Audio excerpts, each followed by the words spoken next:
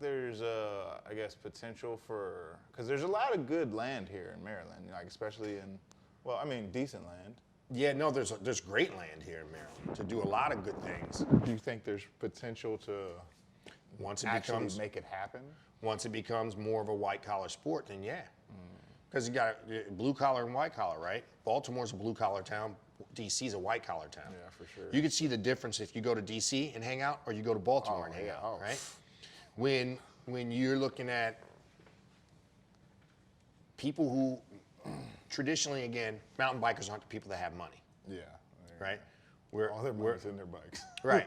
It's not, you know, most of the land, like we fought for years to have riding opened up in Loch Raven Reservoir.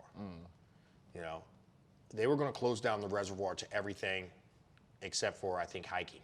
And for the longest time, we've been cutting trails around there for mountain biking for years, right? And equestrians, all the rich people that live around the reservoir who own horses, they would ride their horses in there as well. So they were going to shut down everything. Like horseback riding and mountain biking? You can only hike at one point. They were going to say you can only hike in there. Now, the people with money are the equestrians. If you own a horse, you gotta have at least some kind of expendable income, right? Especially if you're going to set up a horse farm right next to the reservoir. So, you know, it took the equestrians getting involved before they said, okay, well, we'll open this up to you and this and that, you know, because if it was just bike riders, we're just getting the resources together to where we can do that with more and with some of the other trail building affiliates, right? Where we're building, we're not just going in there going and cutting things with shovels and rakes and calling it our trail, right? Like we're building sustainable trails. We're building sustainable trails that are good for hiking, biking, and equestrians, right? And a lot of this is done by the mountain bikers, especially locally. I've never been invited by anybody else, maybe because I am in the cycling industry. I've never been invited by an equestrian group, hiking group to come and build trails. The only people that I've seen building trails locally are affiliated with mountain bikers, right? There might be others, and I may be ignorant to it, but I'm sure they're out there. But I just don't see it. I haven't seen it right? either. So, you know, I don't know. I think we do have land here that we can build on, and we have been building on in the last. You know, there have been a lot, and you know, in respect, there have been a lot of good trail systems going in. A ton of good trail systems going in that are made by mountain bikers, right? That understand the flow. When I first started, we were taking equestrian trails or hiking trails and just kind of taking them over, right?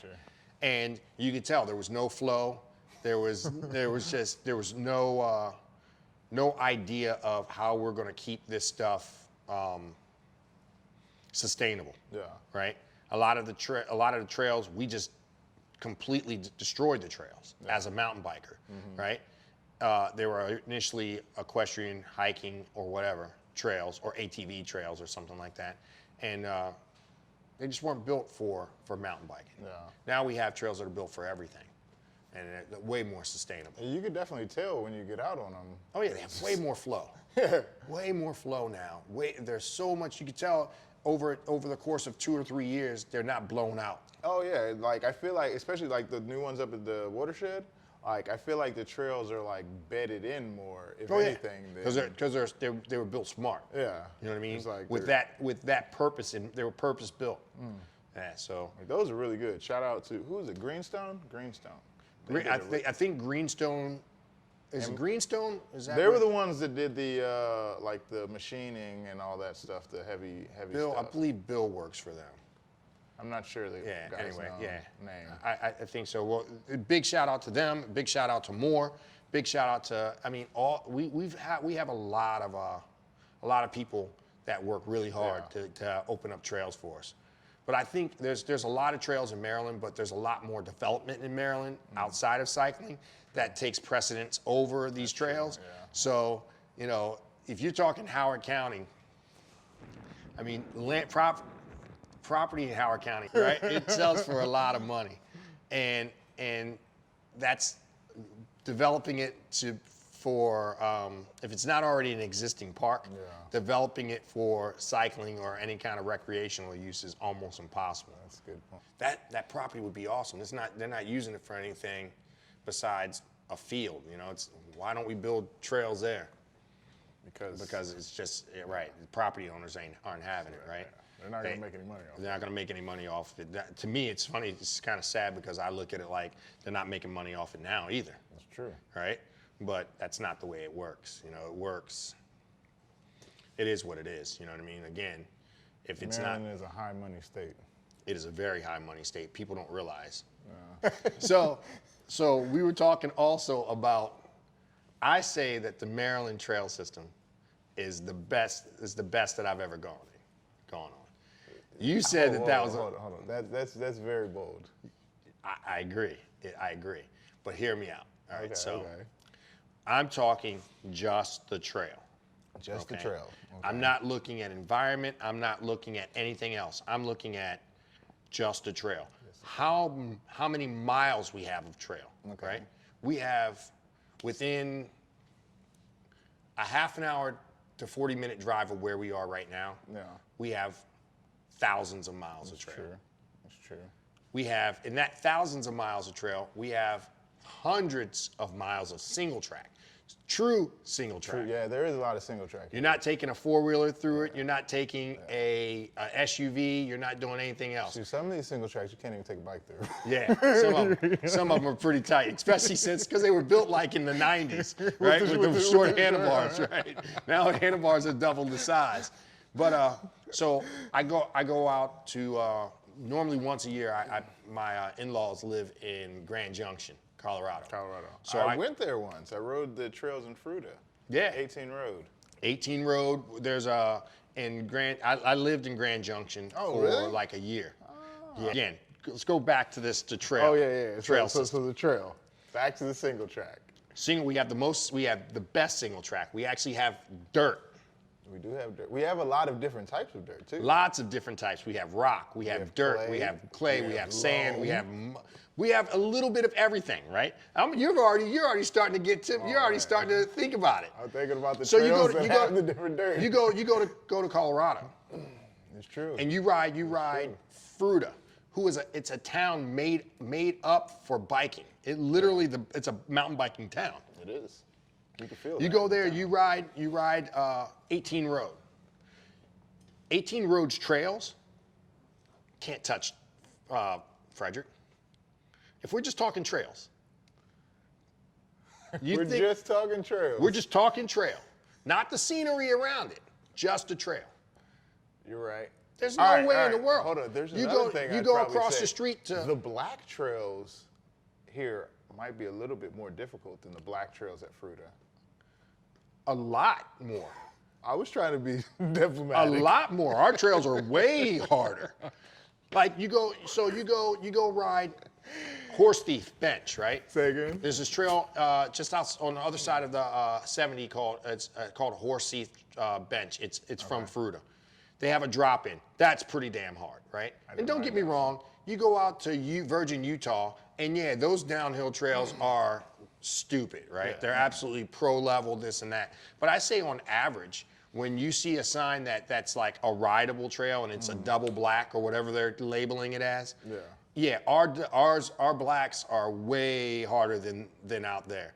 There's been a time where I follow trail forks and I'll go riding, and they'll say, "Oh, this is a super hard trail. Be careful," you know, all these X's and stuff like that. And I'm like, waiting for it to happen. Like where? Yeah, I keep waiting. I'm blasting and I'm waiting for it to happen, and it never happens. Like the difficult part never happens, and I'm like, oh, I already went through the difficult part. Okay. Where if I go out to Frederick, and again, there's you know, I have one weapon. I normally have one bike in each category. Although I'm one of the partners in a bike shop, I don't have a lot of bikes. Why? As a matter of fact, because I sell them, and I'm constantly trying to test out things and give my opinion. You know, if I sell you a bike, I'm normally going to sell you a bike that I've ridden, that I have experience with, or a product that I've tried out, this and that, right? That's the way I do things. I sell things based on passion. Okay. Right? That's cool. So I'm constantly getting rid of a bike to try a new bike so I can give you my honest opinion on this one or that one. It's rare that I have a bike for more than a year, right? I normally go through a bike every 10 months, 9, 10 months. I'll have a bike and then I'll get another one and I'll flip it and hopefully you don't lose any money, and try out some new products. So when you ask me, what do you think about this bike? I can say, oh, well, I rode it for a year. I like it a lot. This is what I like about it. This is what I don't like about it. Take it with a grain of salt type thing, right? So I don't have a lot of bikes. So when I travel with my bike, it's normally 120 millimeter up front, which is nothing to you. What? Nothing to you. I saw you laughing at my little, you're like, oh, that's cute. 120 millimeters, what's that, a Fox 34? No, That's I cute. had one. I got a 110 at the house. Hardtail. 110. Hardtail. Yeah. I'm talking full suspension bike. So I didn't know they made those. So I have 120 millimeter. I normally run 120 up front to 130 at max, 110 to 115 in the back, right? And that's my weapon of choice, right? Because again, I'm more of a cross country rider. Some people would say that guys that use more than like 150 or 160 are like just riding around on a couch. Depends on how you ride. I guess that's Because I know some dudes that can use all of that. Yeah. And have no problems using all of that. And if I put them on a bike with their riding style and with the environment that they ride, I'm not going to be able to keep up.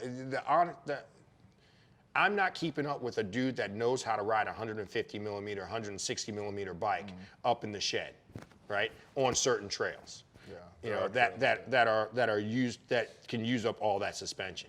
Yeah. If I take him on a cross country ride and I get to pick the trails, yeah, I'm gonna put it on him a little bit if we're at equal fitness and we're at equal talent, right? Yeah. That's the weapon that I choose, right? I don't ride Frederick a lot. Well, I mean, you did say you are a cross country guy. Oh, That's 100%. what you love. I'm 100% a cross country guy. I like to get on my bike from point A to point B, and I like to go as fast as I can from that point to this point. See, I don't like to stop. I don't like to shuttle. I don't like to do any of that No stuff, shuttles. right? No shuttles. I just recently, because of Korey, Hopkins, and those guys teasing me, I just recently started wearing baggy shorts. The Lycra. Dude, I was a Lycra mountain biker. That time I ran into you at Patapsco, you were in full Lycra too. Yeah, I thought it was gonna like blend into your bike. No, I still rock it every now and then. But just recently, in the last like 2 years, I've just become self-conscious about wearing Lycra on a mountain bike. Right? Okay. It's the weirdest thing. It's what it is. But I honestly think our trails, if we're just talking trails, our trails are the best trails. I mean, maybe it's because I grew up and that's what I'm familiar with most, right? The amount of flow that we have, I think, is just right. I think it's just right for my style. Yeah. Right? I like the fact that we have dirt. So I go riding in Moab. Nothing beats the scenery in Moab. Yeah. You cannot ride. There's not a spot in the world, and in my opinion, riding bikes that where you can ride 10 feet off of a 1,000-foot drop with the river flowing at the bottom.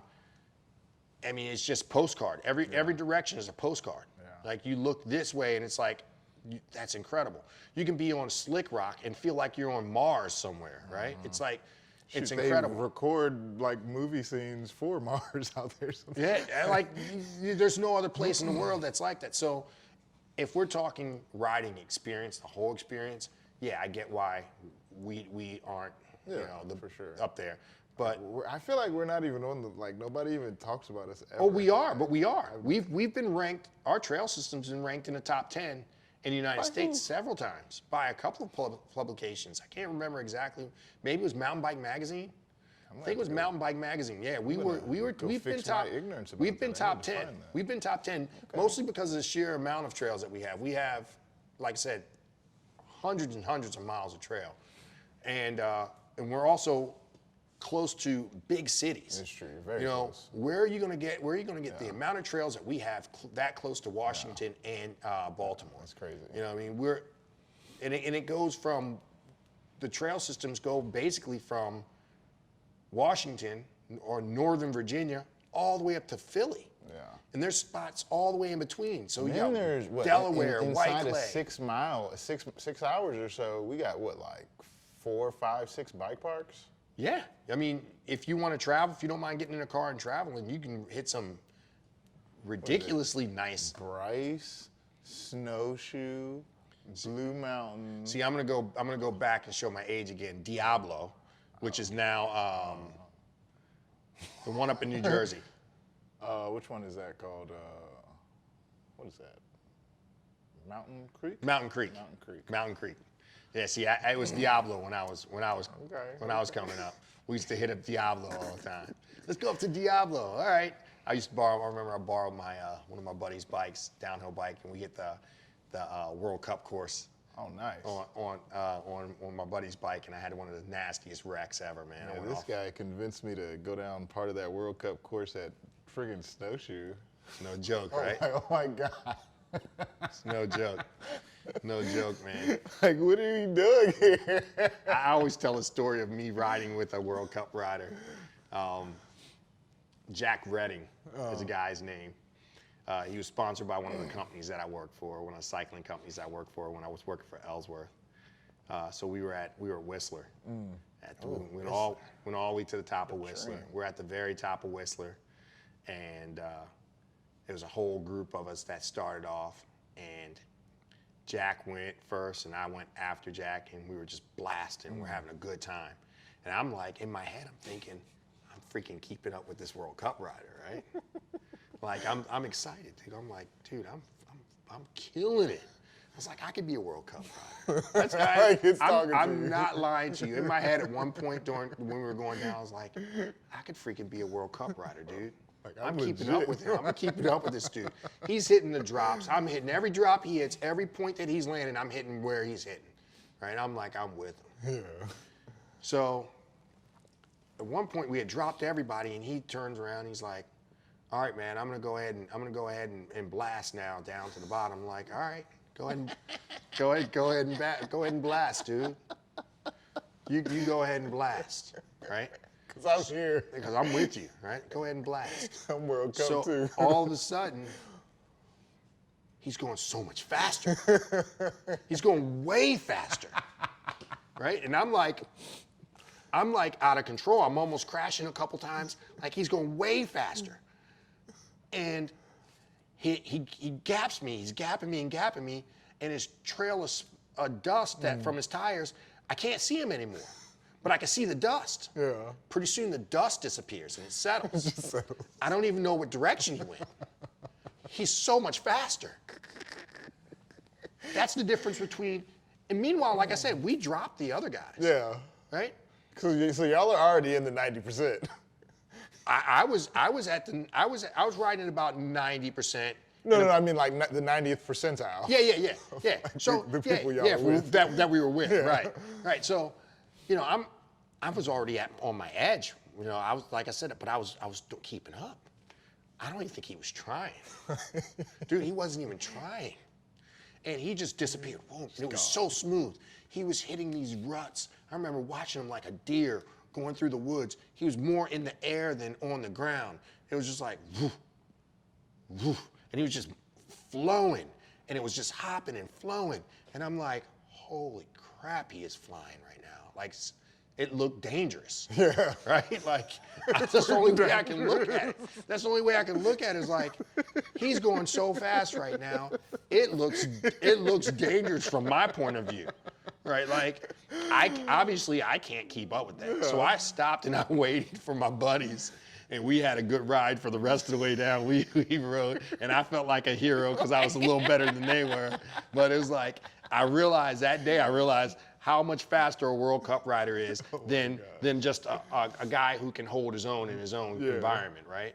The World Cup guys, there's levels to everything. Oh, man. And the World Cup guys are on a different level. Like a whole different level. Different level. But yeah, man, it's like, you know, it's cool to be in this local scene. And have ridden it as long as I have and played around in the, you know, played around in the biking community the way I have and make a living out of You it. about to say you made a whole life out of it. I have, man. I have. You know, we've owned. This is our third shop. This is probably my sixth or seventh shop that I've I've owned. Sold one, closed a handful of them. You know, I've learned a lot in this. I'm not at all burnt out. You know, I mean, I feel like I'm just kind of getting started and learning how to do it the right way. I wish everybody had that. Like.